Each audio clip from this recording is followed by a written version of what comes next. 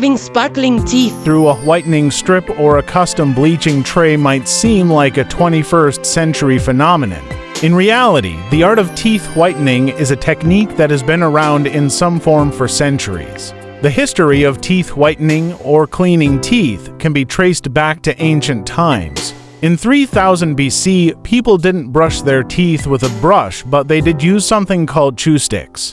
These were small twigs that a person chewed, which scraped off the particles on the teeth.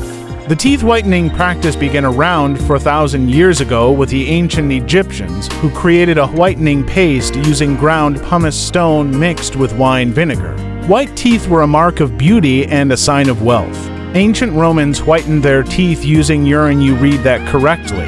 The ammonia in the urine was the bleaching agent.